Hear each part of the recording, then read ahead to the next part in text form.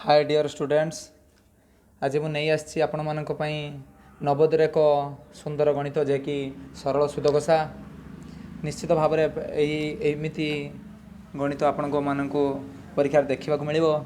तब विलंब नक आरंभ करवा। शतकड़ा वार्षिक सुधर हार केते हेले सरल सुधरे 2500 टंकार 4 वर्ष 3300 हे। तो प्रथम कथा आमको मागी से सुधर हार केते सुधर हार आनिक रेट सुधर हार को रेट कहते जेहेतु तो आम लिखिदे सुधर हार तो रेट आनिक R R is equal to आमको देना जना ना। तो सरल सुधरे 2500 टंकार 4 वर्ष 3300 टंका हे। तो ये जाना 4 वर्ष माने आम टाइम जानी नहीं बा समय समय आम जानी नेलु केते ना 4 वर्ष एवं 2500 टंकार। तो 2500 टंकार एटा को जानिबा को पड़ो एटा मूलधन ना सुध ना समूल सुध।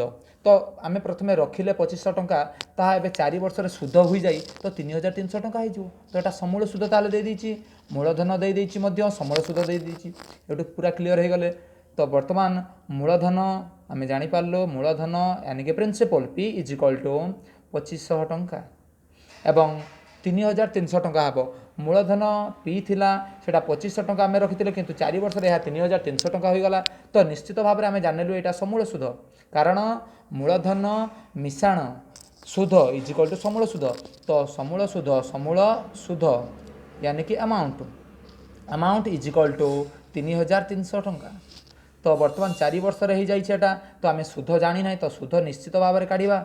सुध आनी कि आई आई जे केते ना 3300 माइनस 2500।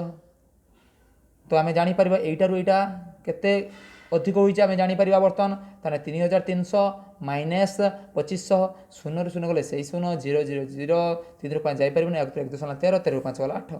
तो 800 टंका आम जानी नेलु एबे सुध बा इंटरेस्ट। तो एबे आम जानते आई आम सूत्र जानीचे सरल सुध कथा कर आम सूत्र ही गोटे जानीचु कौन ना आई इज इक्वल टू यानी कि सुध I is equal to P T R by 100। तो ये आई यानी कि 800। तो जदि आई आम जानीचु बर्तमान आमको क्वेश्चन मागी जेहेतु सुधर हार तो आम आर काढ़ी पार।